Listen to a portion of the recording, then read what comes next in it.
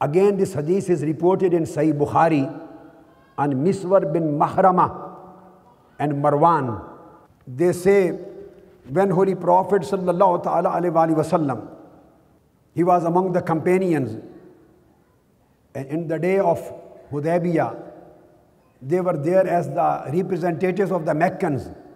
They saw how the companions were dealing with Holy Prophet sallallahu alaihi wasallam, their respect to him, their obedience to him, their special love to him, extreme love to him, their behavior to him. They watched. When Allah's messenger cleared his throat of some secretion, some of his companions would take it on the palm of their hands and rub it on their face and skin. This was the level of love of the companions. Today, if you mention these kinds of events, I am not quoting the stories from the Seerah book. I am not quoting the stories from the later period. I am quoting the hadith muttafaq alayh, the unanimous from Sahih Bukhari and Muslim. I am quoting the practices of the companions Abu Bakr, Umar, Usman and Ali. And I am quoting the practices of the companions which were performed in front of Holy Prophet sallallahu alaihi wasallam. They used to take the secretion on their palms and rub that secretion on their face and skins. And they say, we saw if he gives them a command, they would make haste to obey his command. They say, we saw if he performs the ablution, they would almost fight with one another over the water he has used for the purpose. If he speaks, they would lower their voices in his presence, and they would not raise their looks to see him in his presence, and they will love him deeply. They will provide submissiveness to him. They will perform extreme reverence for him. And in this condition, when Urwa bin Abdullah returned to his companions and they asked, "Oh Urwa, what have you seen?"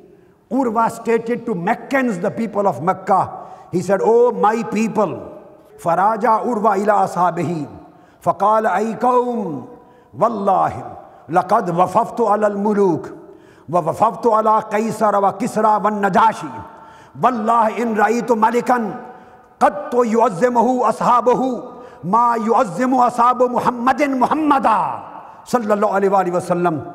He said, by God, I have been to various places, to various kings, and I have seen everybody, various nations, respecting their kings.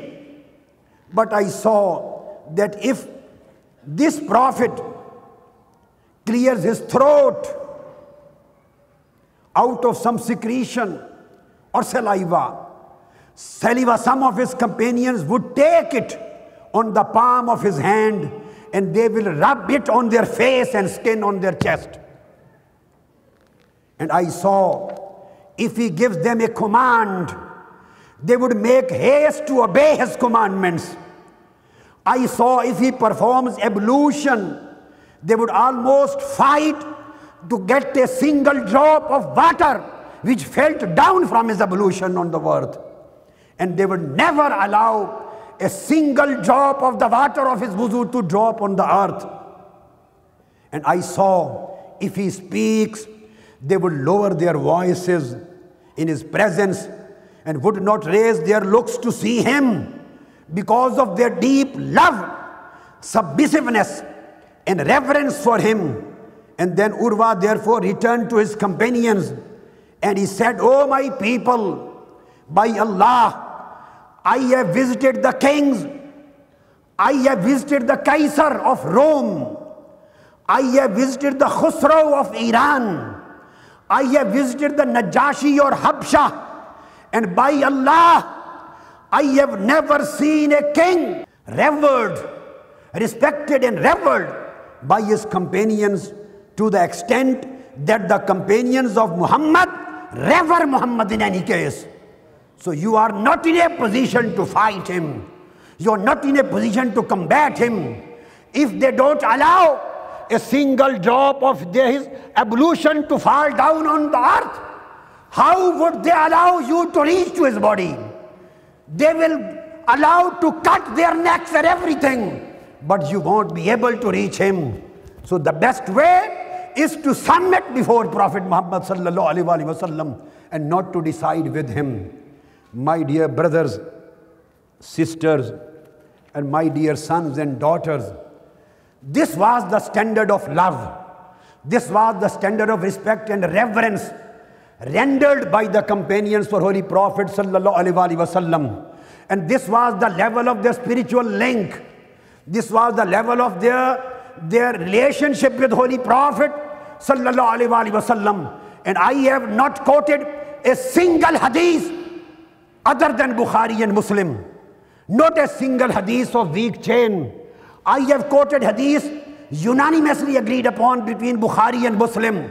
If this was the Aqidah of companions, if this was the link of the companions to Holy Prophet, if this was their spiritual relationship to Holy Prophet, if this was the extremity of their love and compassion with Holy Prophet, so we have to judge. Look into your heart, look into your spirits, look into your inner selves, whether you and we are at the same footing in case of loving our Holy Prophet. Answer me. If we talk of this extremity of love to Holy Prophet, the people who are lost, who don't know the real teachings of Quran and Sunnah, who are not available, not aware of the real true conduct of the companions, those who are not truly aware of the spiritual linkage of the companions of the Holy Prophet, and those who are not gone through in detail from Bukhari and Muslim what were the link of the companions to Holy Prophet sallallahu alaihi wasallam, they consider this kind of love to Holy Prophet as shirk. This kind of love and reference to Holy Prophet, they consider as if, maazallah, this is a part of shirk. They have never studied Bukhari and Muslim in detail. And if some people have studied, why they don't bring these chapters of Bukhari and Muslim before the ummah? Why they don't teach these lessons of the companions? Why they don't unveil these chapters of the lives of Abu Bakr, Umar and Usman and Ali and the Sunnah of the Holy Prophet, so that the ummah today, the ummah which is lost, the ummah which is unaware of the destination, they should truly become aware of the real destination. They should come in a position to judge really their linkage with Holy Prophet sallallahu alaihi wasallam, link of love and reverence. They should go back in the times of Abu Bakr, Umar, Usman or Ali. My dear brothers and sisters and my dear sons and daughters, try to look into the mirror of lives of Abu Bakr, Umar and Usman and Ali. Like into the mirrors of their seerah, of their practices, of their conduct in day and night.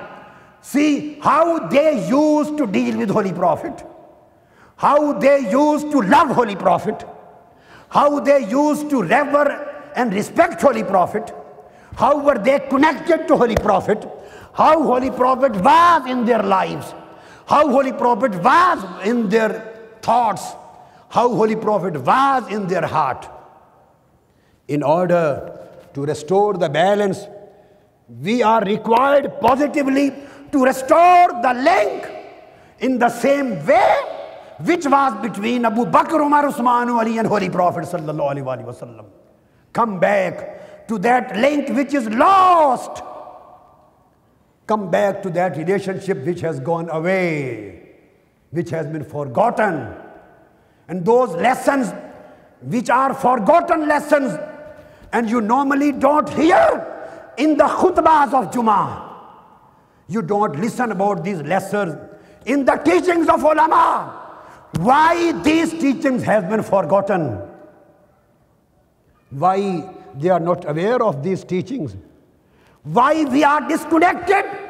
Why we are become away from love of Holy Prophet, from affection of Holy Prophet?